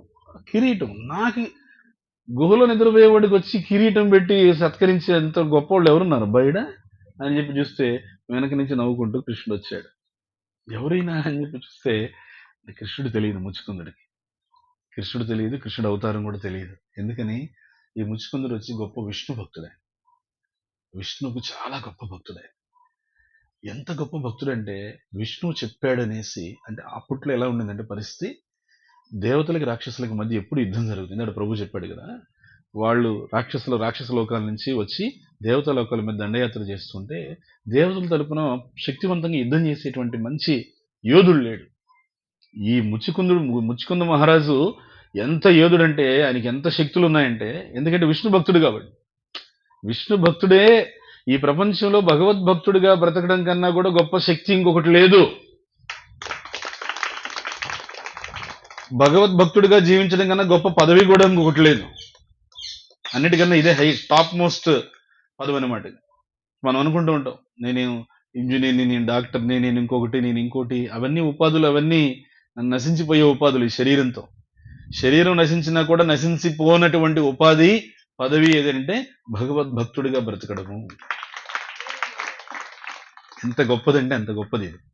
సో అందుకని ఈ విష్ణు భక్తుడిగా ఆయనకి అంత శక్తి ఉంది. చూడండి, విష్ణు చెప్పాడు అనమాట, దేవతలకి పాపం ఎవరు యుద్ధం చేసేవాళ్ళు లేరంటే వాళ్ళ తరపున రాక్షసులు మాటిమాటికి దండయాత్ర చేసి వాళ్ళ రాజ్యాలన్నింటినీ కూడా ఇబ్బంది పెడుతున్నారు. వాళ్ళు చేసే యజ్ఞాలని వాటిని ఇబ్బంది పెడుతున్నారు, మనువులు చేసే యజ్ఞాలని.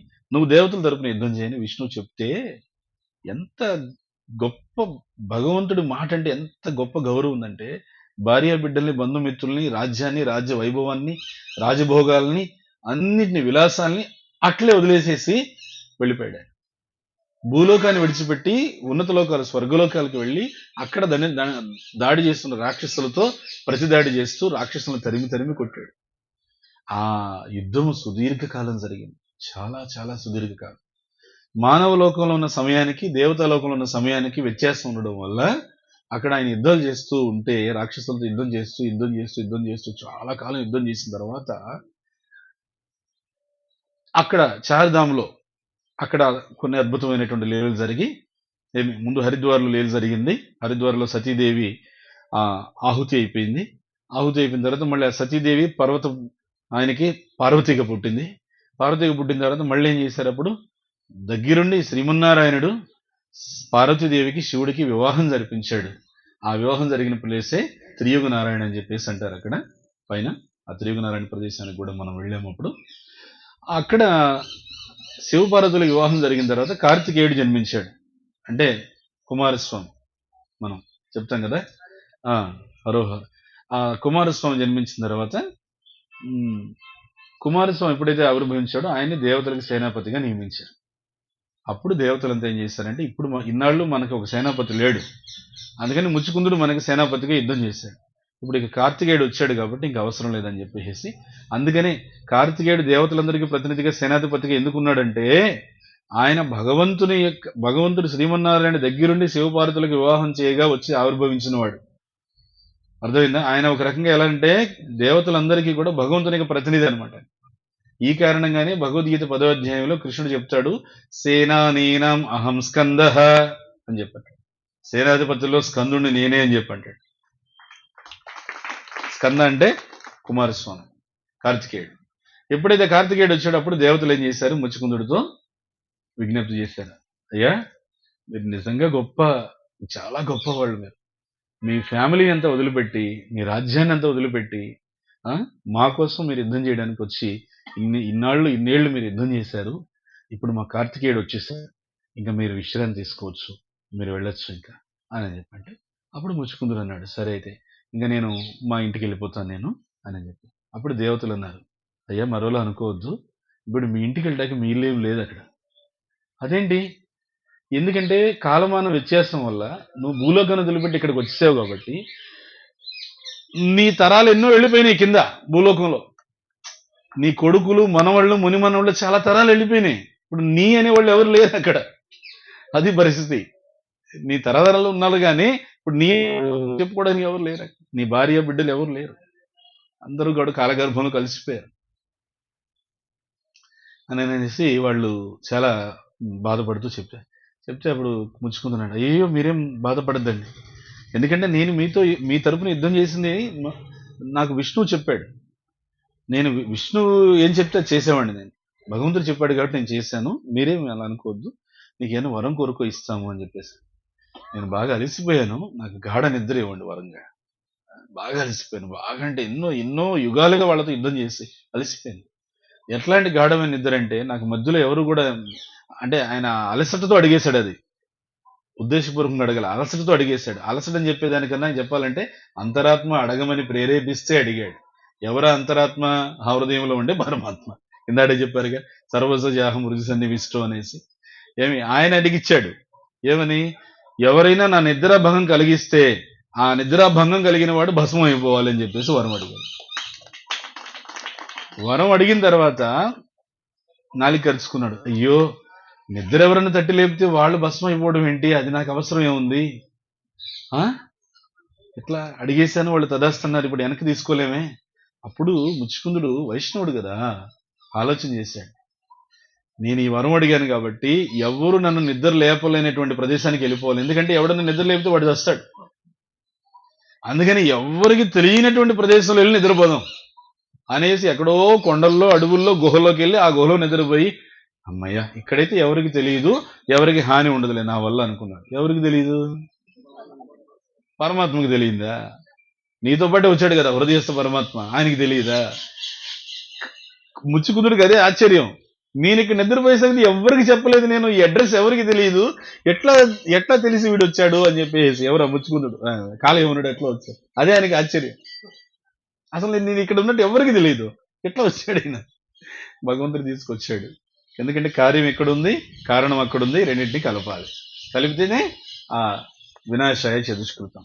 ఇది జరిగిన తర్వాత ముచ్చుకుందుడు లేచి చూస్తే అప్పుడు కృష్ణుడు ఏం చేశాడు, ఆయనకి చతుర్భుజ శంఖ చక్రాలతో విష్ణుమూర్తిగా దర్శనమిచ్చాడు. అప్పుడు అర్థమైంది, నా స్వామి ఇక్కడికి వచ్చింది, నా స్వామి అని చెప్పేసి అప్పుడు ఆయన సాష్టాంగ నమస్కారం చేశారు. చేస్తే అవునా, కృష్ణుడు విష్ణు వేరు అనుకుంటాం కదా కొద్దిమంది తెలియని వాళ్ళు, మీకు ఈ లీలతో అర్థం చేసుకోండి. ఏమి కొండ మీద బాలాజీ వేరే, కింద హరే రామ హరే కృష్ణలో ఉండే కృష్ణుడు వేరే, ఇప్పటికీ అవగాహన ఉండేవాళ్ళు ఉన్నారు. ఏం చేయాలా? అన్నమయ్య కీర్తనలో కాస్త బాగా చెవికి ఎక్కించుకొని వింటే ఆ తుప్పు వదిలిపోతుంది. సరే ఆయన అప్పుడు చెప్పాడు, ఈ కాలయవనుడు అతను ఇక్కడ అతని యొక్క మరణం నేను శాసించాను, అందువల్ల నేను ఇక్కడికి తీసుకొచ్చాను. అయితే అది ఒక్కటే కారణం కాదు, నువ్వు ఇలా నిద్రపోవడం అనేటువంటిది ఇది అజ్ఞానం, ఇది తమోగుణం. ఎంతకాలం నిద్రపోతావు? నిన్ను నా సన్నిధానానికి, భగవద్ధామానికి నిన్ను చేర్చాలని చెప్పి నేను సంకల్పించాను. అందుకని ఈతనే కారణం ఇప్పుడు నిన్ను నిద్ర లేపాలి, నేను ఎట్లయినా నిన్ను నిద్ర లేపాలి. నా భక్తుడు నిద్రపోయేది నాకు ఇష్టం లేదు, నన్ను భజించాలి, సేవించాలి, అంతేగాని ఇట్లా పడి నిద్రపోయేది నాకు ఇష్టం లేదు. అందుకనే ఇప్పుడు దాకా నువ్వు నిద్రపోయింది చాలు, రెస్ట్ చాలు. ఇంక నేను ఎట్లా నిద్ర లేపాలి? ఇప్పుడు నేను వచ్చి నిద్ర లేపేదా? నేను వచ్చి నిద్ర లేపితే దేవతలు నీకు ఇచ్చిన వరం భంగం అవుతుంది. ఎందుకని? నీ క్రోధాగ్ని నన్ను ఏం చేయలేదు, భగవంతుడు కాలి బుడిదైపోతాడు ఎట్లా? కానీ నేను దేవతలు ఇచ్చిన వరాన్ని గౌరవించాలి, అవునా? మరి దేవతలు ఇచ్చిన వరం గౌరవించాలి, నా భక్తుడిని, నా బిడ్డని నేను నిద్ర లేపుకోవాలి, ఎట్లా? దానికంటే ఇంకొక కాలిపోయేవాడు కావాలి. ఆ కాలిపోయేవాడే కాలయవనుడు. వాడిని పిలిపించుకొచ్చారు. ఇప్పుడు నువ్వేం చేయాలి? స్వామి నన్ను ఏం చేయమంటా? ముందు వెంటనే ఇక్కడి నుంచి బయలుదేరి బద్రికాశ్రమంకి వెళ్ళిపో. ఆ బద్రికాశ్రమంకి వెళ్ళి అక్కడ బద్రీనాథ్లో నా గురించి నువ్వు తపస్సు చేసి, నేను అక్కడ తప్పు అవతారంలో ఉన్నాను. ఎవరుగా? అక్కడ తప్పు అవతారం ఎవరు? బద్రీనారాయణ స్వామి. మనం చూసాం కదా. ఆ బద్రీనారాయణ స్వామిని అక్కడ నన్ను సేవించుకొని తపస్సు చేసి అక్కడి నుంచి నువ్వు భగవద్ధామం వెళ్ళిపో అని చెప్పి పంపించేసి, అప్పుడు ముచ్చుకుందుడు అక్కడి నుంచి వెళ్ళిపోయాడు. ముచ్చుకుంద గుహ ఉంది బద్రీనాథ్లో.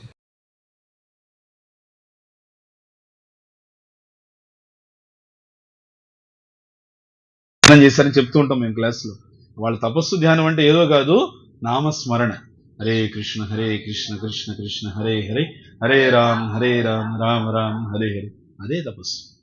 ఈ కలియుగంలో దానికన్నా గొప్ప తపస్సు లేదు, దానికన్నా గొప్ప ధ్యానం లేదు, యజ్ఞము లేదు, దానికన్నా గొప్ప వేదాధ్యయనము లేదు. ఇంతకుముందుకు చెప్పారు, వేదైష సర్వైర్ అహమేవ వేద్య వేదాంతకృత్ వేద విదేవచ. అర్థమైందా? అర్థం కాలే? అదే అన్నమయ్య చెప్పింది వింటే అర్థమవుతుంది. వేదములన్నిటి చేత వేదాంత వేత్తలచే, వేదములన్నిటి చేత వేదాంత వేత్తలచే, ఆదినే ఎరగదగిన ఆదేవుడను, శ్రీదేవితో గూడి శ్రీ వెంకటాద్రి మీద, శ్రీదేవితో గూడి శ్రీ వెంకటాద్రి మీద పాదైన దేవుడను భావించ నేను అని ఆనతించి కృష్ణుడర్జునునితో, విని విని ఆతని భజించు వివేకమా. ఇది తీర్థయాత్రకి ఎందుకు వస్తామంటే మన వివేకాన్ని పెంచుకోవడానికి వస్తాం. విని అతన్ని భజించు ఓ వివేకమా అంటే అర్థం ఏంటంటే వివేకంతో మనము ఆలోచన చేయాలి. అట్లా భగవంతుడు అక్కడ ముచ్చుకుందుని ఉద్ధరించాడు. తర్వాత వెనక్కి తిరిగి వచ్చేసాడు. ఇక్కడ జరాసంధుడు ఉన్నాడు. జరాసంధుడి ముందుకు కూడా అలానే వెళ్ళాడు. కృష్ణ బలరాములు ఇద్దరిని చూడగానే జరాసంధుడు దొరికారు, పట్టుకోండి. జరాసంధుడికి తెలియదు ఊరు ఖాళీ అయిపోయిందని. మధుర అంతా ఖాళీ. ఎప్పుడైతే కృష్ణ బలరాములు ఇద్దరిని కూడా తరుముకుంటూ లోపలికి వచ్చాడో ఈయనకి డౌట్ ఏమంటే, వాళ్ళు ఎప్పుడు ఊర్లోకి పరిగెత్తలా, ఇప్పుడు ఫస్ట్ టైం ఊర్లోకి పరిగెత్తున్నారని చెప్పేసి ఈయన వెనకాల ఊర్లో వచ్చేసాడు. సైన్యం తీసుకొని వచ్చాడు. రండి దొరికినట్టు చంపేయండి అని. వచ్చారు లోపలికి. వస్తే ఏముంది? మిద్దెలు మేడలు సందులు గొంతులు ఊరు వాడ అంతా ఖాళీ. జరాసంధుడికి రాత్రికి రాత్రి ఎట్లా ఖాళీ చేస్తారు? వీళ్ళంతా ఎట్టుపోయారు, మనం అంతా ఇక్కడే ఉన్నామే. అటు కాలయవరుడు ఉన్నాడు, ఇటు నేనున్నాను, మొత్తం రౌండప్ చేస్తున్నాం. ఎట్లా ఖాళీ అయిపోయారు? ఆయనకు అర్థం కావట్లా. సరే ఇంతలో ముందు వీళ్ళిద్దరిని చంపినా చాలని చెప్పేసి కృష్ణ బలరాములు ఇద్దరిని తరుముతున్నాడు. కృష్ణ బలరాములు పరిగెడుతున్నారు. పరిగెడుతుంటే వెనకాల జరాసంధుడు ఉండి, రణ్చోర్ ఆగు ఆగు అనంటే కృష్ణుడు, అబ్బా వీడు కూడా అదే పేరుతో పిలుస్తున్నాడు, కన్ఫర్మ్ ఈ పేరే బాగుంది. కానీ ఇక్కడ పక్కన బలరాముడు ఉన్నాడు. వెంటనే కన్నయ్య ఆగు, ఏంటి మనం పారిపోతున్నాం, ఆగు, వాడి సంగతి చూద్దాం. అన్నయ్య వద్దు, పద ముందు మనం పోదాం అని చెప్పేది. బలరాముడికి అట్లా కాదు, కృష్ణుడి కంటే వీలవుతుంది. వాడు పారిపోతున్నాడు, మనం తిడుతున్నాడు రా, తిట్టని వాడి నోరి పోతుంది, పద అని చెప్పేసి పరిగెత్తుకుంటూ కృష్ణ బలరాములు వచ్చేసారు. వచ్చి వచ్చి వచ్చి ఒక పెద్ద పర్వతం, 80 మైళ్ళ ఎత్తుంది ఆ పర్వతం. ఆ పర్వతాన్ని చూస్తే, ఆ పర్వతం పేరేమిటి? ప్రవర్షణ పర్వతం. ఇంకా దానికన్నా ముందు ఆ పర్వతం పేరేమిటి? రైవత పర్వతం. ఆ పర్వతం దగ్గరికి వచ్చారు. వచ్చి ఆ పర్వతం పైకి ఎక్కేశారు. వెనకాల జరాసంధుడు సైన్యం అంతా కూడా ఆ పర్వతం చుట్టుముట్టేశారు. చుట్టుముట్టిన తర్వాత జరాసంధుడు చెప్పాడు, ఈ పర్వతం పైనే ఉన్నాడు, ఎక్కడికి తప్పించుకోలేడు, ఇక్కడ దొరికిపోయాడు అని చెప్పేసి వెళ్ళి వెతికారు. వెతికితే వాళ్ళు పర్వతం పైకి ఎక్కారు. పైకి ఎక్కేసరికి అప్పుడు జరాసంధుడు చెప్పాడు, ఇంత అడవిలో వీళ్ళిద్దరిని వెతికి పట్టుకునేది కష్టము, అడవికి నిప్పి పెట్టేసాడు. మొత్తం అడవికి నిప్పి పెడితే ఆ మంటల్లో కాలి మాడి మసి అయిపోతారని చెప్పేసి మొత్తం అంత పర్వతం చుట్టూ అంతా కూడా అగ్ని రగిలించి మంట పెట్టేశారు. మొత్తం అది పెద్ద దావానలం లాగా, కార్చిచ్చులాగా, అప్పుడప్పుడు మనకి తిరుమల కొండ మీద చూస్తుంటామే, మొత్తం అడివి అడివంతా తగలబడిపోతాం. తగలబడిపోయేసరికి కృష్ణుడు బలరాముడు ఏం చేశారు, పైకెక్కి ఆ పైనుంచి దౌజీ అన్నయ్య మనం తొందరగా వెళ్ళాలి. కాదు, వాడు నిప్పు కూడా పెట్టాడు, వాడిని ఎట్లా వదలు. ఇది ముఖ్యం కాదన్నయ్య, అక్కడ వేరే ముఖ్యమైన పనులు వేరే ఉన్నాయి, వాటి సంగతి చూడాలి పద అని చెప్పేసి ఇద్దరు చేయి పట్టుకొనేసి అంత పెద్ద 80 మైళ్ళ ప్రవచన పర్వతం నుంచి ఎగిరి దూకేశారనమాట. దూకేసి వాళ్ళ యువతల పక్కకి దూకేసి సముద్రం వైపు దూకేసేసి వేగంగా ఇలా వచ్చేసారు. చాలా వేగంగా వచ్చేసారు. వచ్చేసిన తర్వాత చాలా దూరం వచ్చేసిన తర్వాత ఇంకా వాళ్ళకి దగ్గరికి వచ్చేసామని చెప్పేసి అనిపించిన తర్వాత, ఎందుకంటే సముద్రం లోపల ద్వారకా ఉంది, ఇప్పుడు ద్వారకాకి వెళ్ళాలి. మధురవాసులందరినీ ద్వారకావాసులుగా పంపించేశారు, అయిపోయింది. వీళ్ళు వెళ్ళలే, ఇంకా ద్వారకలు అడుగు పెట్టలా, కృష్ణ బలరాములు అడుగు పెట్టక ముందు ఏం చేశారు, తొందరగా వెళ్ళాలి అని చెప్పేసి చాలా వేగంగా చాలా దూరం ప్రయాణం చేశారు. ప్రయాణం చేసిన తర్వాత కాసేపు ఆగాలి, కొంచెం ఆగి మళ్ళీ బయటికి బయలుదేరదాం అని చెప్పేసి కృష్ణ బలరాములు కాసేపు ఆగారు. కృష్ణ బలరాములు కాసేపు ఆగిన తర్వాత కాస్త విశ్రాంతి తీసుకొని బాగా చాలా ప్రయాణం చేశారు, చిరాగ్గా ఉంది. అక్కడ ఒక బావి కనిపిస్తే బావిలో నీటితో స్నానం చేసి ఫ్రెష్ అప్ అయ్యి చక్కగా మళ్ళీ ద్వారకాకి బయలుదేరారు. కృష్ణ బలరాములు ఆ విధంగా కాసేపు ఆగి విశ్రాంతి తీసుకొని స్నానం చేసి బయలుదేరిన ప్రదేశమే ఈ మూల ద్వారక. అక్కడ ద్వారకాకి వెళ్లే ముందు భగవంతుడు ఆగాడు కాబట్టి దీన్ని మూల ద్వారక. భగవంతుడు ఉండే ప్రదేశాన్ని ద్వారక అంటారు మామూలు. ఆయన ఆ ద్వారకలో ఉండే ముందుగానే ఇక్కడ ఆగాడు కాబట్టి దీన్ని మూల ద్వారక అని చెప్పి పిలుస్తారు. భగవంతుడు స్వయంగా కృష్ణ బలరాములు పాదాలు మోపి ఇక్కడ ప్రవేశించిన స్థానం కాబట్టి ఇది ఎంతో మహిమాన్వితమైనటువంటిది. ఈ ప్రదేశంలో అడుగుపెట్టిన దానికే ఆ కృష్ణ బలరాముల పాదపద్మాల ఆశీర్వాదం మనకు లభించింది అన్నమాట. హరి హరి ఓ. ఇక్కడ ఆ భగవంతుని కథాశ్రవణం చేసిన దానికి మనలో ఉన్నటువంటి కామక్రోధ లోభాలు అసూయ ద్వేషాలు దూరం అయ్యాయి కూడా కొంత మేరకు. ఎవరెంత శ్రద్ధగా ఉంటే అంత ఎక్కువగా. చెప్పారుగా ఏవది, పిండి కొద్ది రొట్టె అన్నట్టుగా. తర్వాత కృష్ణ బలరాములు ఇక్కడి నుంచి ముందుకెళ్ళిపోయి ద్వారకాకి వెళ్ళి, ఎందుకు ద్వారకాకి వెళ్ళారు వాళ్ళు, అంత ఏం అర్జెంట్ పని ఉన్నాడే అక్కడ కొండ మీద ప్రవచన పర్వతం మీద, ఏం అర్జెంట్ పని, అక్కడ రుక్మిణీదేవి ఎదురు చూస్తుంది, రుక్మిణీదేవిని త్వరగా వెళ్ళి తీసుకురావాలి, అది అర్జెంట్ పని. దానికని బలరాముడేమో వాడి సంగతి చూడాలి, వాడి తర్వాత సంగతి చూద్దాం, ముందు వేరే అర్జెంట్ పని ఉంది పదాన్ని తీసుకెళ్ళి ద్వారకాకి వెళ్ళి అక్కడ సైన్యాన్ని సమీకరించుకొని బలరాముడికి చెప్పే విషయము రుక్మిణీదేవిని తీసుకురావడానికి అని చెప్పేసి అలా ద్వారకాకి వెళ్ళాడు. సో ఇది ఈ మూల ద్వారకలో జరిగినటువంటి సన్నివేశం. చాలా చాలా ప్రత్యేకమైనటువంటిది. భగవంతుడు దేవదేవుడు ఎన్నెన్నో అవతారాలు తీసుకున్నాడు, కానీ ఆ అవతారాలన్నింటిలో కూడా సర్వశ్రేష్టమైనటువంటి లీలావతారం ఏది, శ్రీకృష్ణుడు. స్వయం భగవాన్ అవతారం ఏది, శ్రీకృష్ణుడు. స్వయంగా బ్రహ్మదేవుడే చెప్పాడు బ్రహ్మ సంహితలో ఏమని, రామాదిమూర్తిషు కళా నియమేన తిష్టన్ నానావతార మకరోద్భువనేషు కింతు కృష్ణ స్వయం సమభవత్ పరమ పుమాన్యం గోవిందమాది పురుషం తమహం భజామి. ఇక్కడ మనం ఇప్పుడు అల్పాహారం ప్రసాదం తీసుకున్న తర్వాత ఇక్కడి నుంచి మనము సుధామపురి వెళ్తున్నాం. దాన్నే పోర్బందర్ అని చెప్పేసి అంటారు. అక్కడ సుధాముడు ఉన్నాడు. ఆ సుధాముడు ప్రత్యేకంగా భగవంతుని యొక్క స్నేహితుడు. ఎక్కడ స్నేహితుడు అయ్యాడు, మీరు ఉజ్జయినికి వెళ్ళారే ముందు, ఆ ఉజ్జయిని అసలు పేరు అవంతిపురం. ఆ అవంతిపురంలో సాందీపని ముని ఆశ్రమంలో ఫ్రెండ్స్ అయ్యారు. ఆయన బ్రాహ్మణ బాలుడు సాందీపని. ఆ సాందీపని కృష్ణుడు బలరాముడు ముగ్గురు కలిసి అక్కడ చక్కగా చదువుకున్నారు. 64 కళలు 64 రోజుల్లో నేర్చుకుని వచ్చారు కృష్ణ బలరాములు. అంత 64 కళలు కూడా పార్కులో తిరిగారు కదా భగవంతుడు. అప్పుడు సాందీపని మునితో ఆయనకి సన్నిహితమైనటువంటి సహవాసం.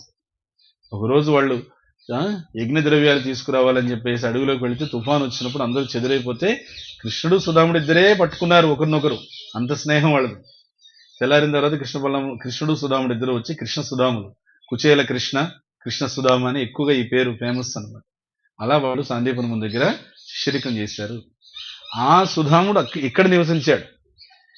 సుధాముడు పెరిగి పెద్దవాడైన తర్వాత సహజంగా తనకున్నటువంటి కర్మరీత్యా ఆయనకి పేదరికం ఉండింది, తనకున్నటువంటి సాధన రీత్యా ఆయనకి భక్తి ఉండింది. చూడండి, కర్మరీత్యా మనందరి స్థితిగతులు వేరే వేరే ఉండొచ్చు. ఆ?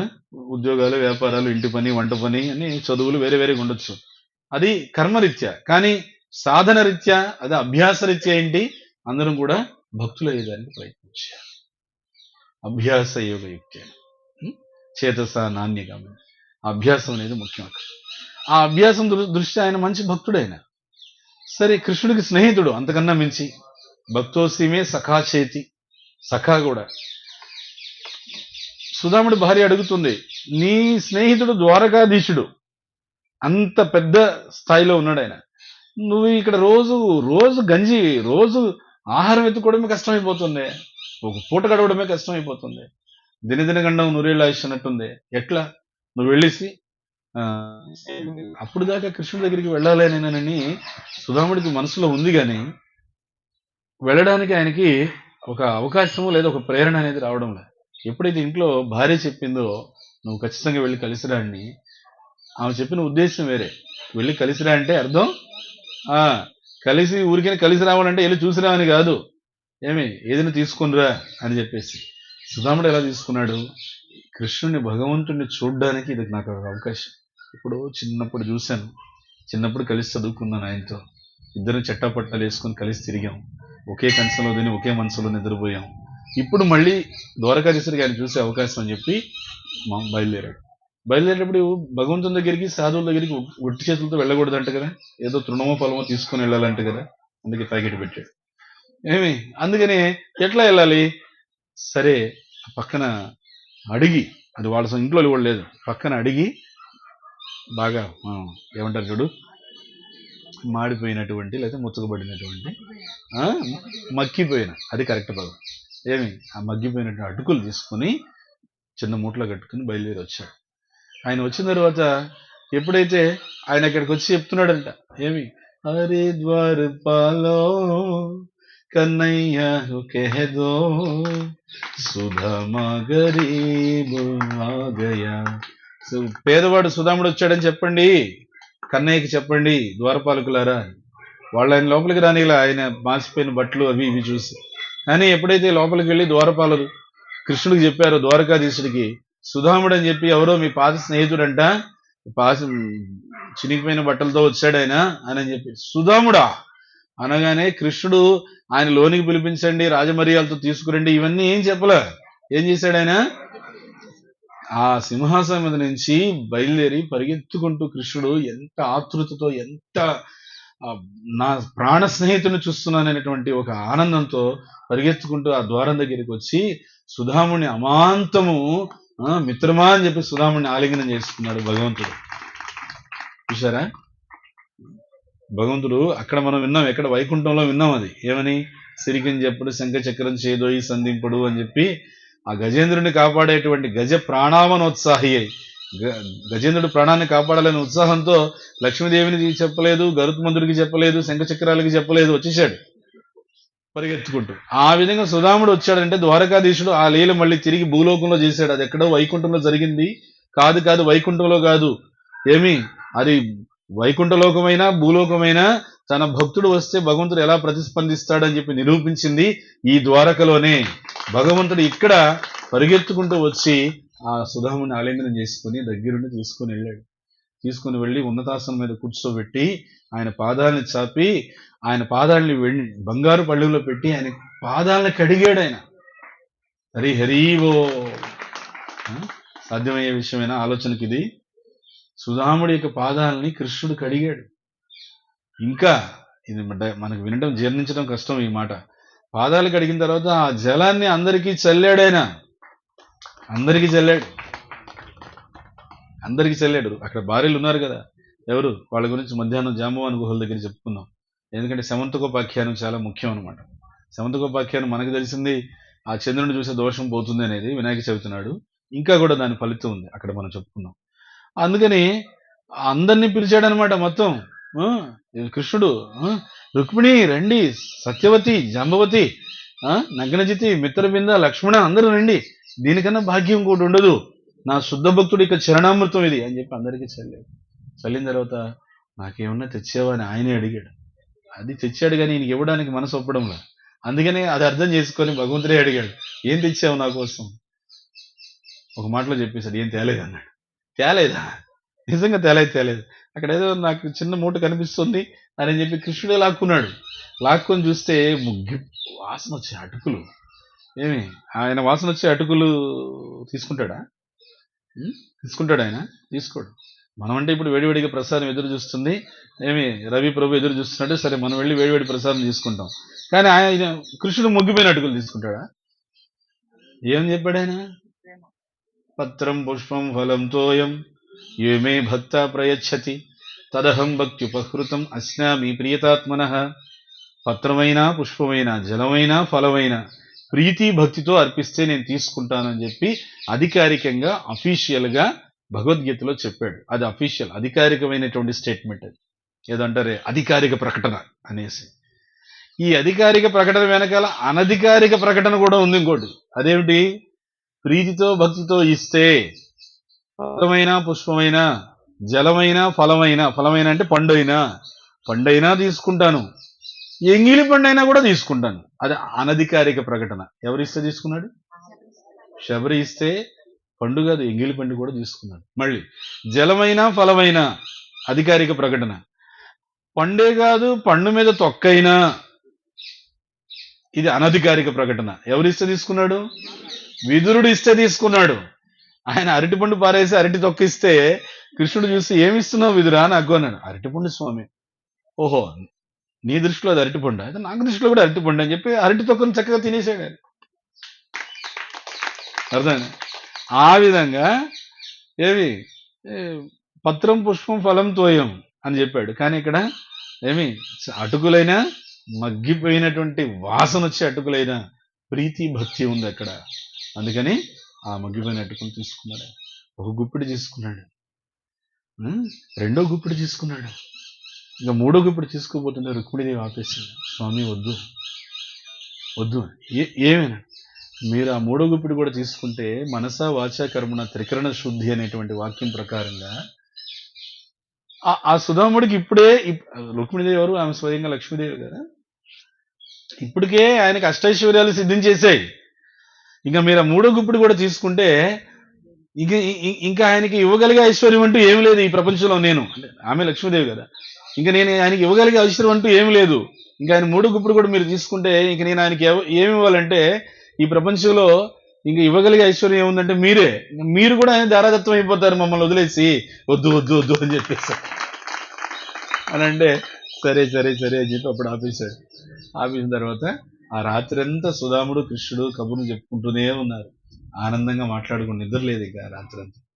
మీరు కూడా చూడండి, భగవంతుడి యొక్క ప్రదేశాలకి లీలా స్థలాలకి వచ్చేటప్పుడు నేను గమనిస్తుంటాను, ఎంత ప్రయాణంలో ఎంత ప్రయాసం ఉంటుంది, అలసట ఉంటుంది, నిద్రలు సరిగా ఉండవు, తెల్లారుజాను 3ంటికి 2ంటికి అయినా కూడా మళ్ళీ ఇప్పుడు రాత్రి అందరూ వచ్చి నిద్రపోయి ఆలస్యమైన తెల్లారి మళ్ళీ అందరూ టకటక లేసి పరిగెడుతూ ఉంటారు. ఏమిటది? భగవంతుడి క్షేత్రాలను చూస్తున్నాం అనేటువంటి ఉత్సాహం మనకి ఆహారాన్ని కానీ నిద్రని కానీ పెద్దగా లెక్క చేయదు, అలసటను కూడా లెక్క చేయదు. అట్లా రాత్రంతా వాళ్ళు నిద్ర లేకుండా మాట్లాడుకొని తెల్లారిన తర్వాత సుధాముడు కృష్ణుడికి సెవీడ్కోలు తీసుకొని భార హృదయంతో వచ్చేసాడు.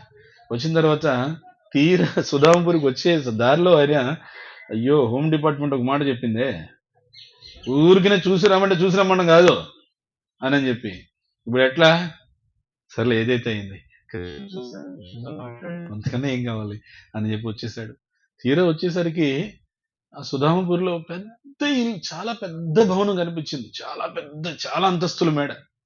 ఆ మేడ కూడా ఎలా ఉందంటే వజ్ర వైడూర్యాలతో పొదగబడి,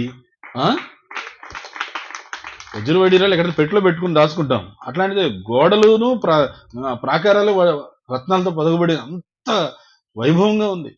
ఆ ఇల్లు ఎవరు కట్టారు ఇంత లోపల అనుకుంటూ వస్తే ఆ ఇంట్లోంచి ఎవరో ఒక చిన్న లక్ష్మీదేవి లాగా ఎవరో ఒక ఆమె వచ్చింది. ఒంటి నిండా చక్కగా బంగారం అలంకరించుకొని నిండుగా వచ్చి, స్వామి రండి, ఇది మన ఇల్లే, లోపలికి రండి అని. ఎవరినో పిలుస్తుంది, నన్ను కాదులే అనుకోనేసి ఆయన పోతున్నాడు.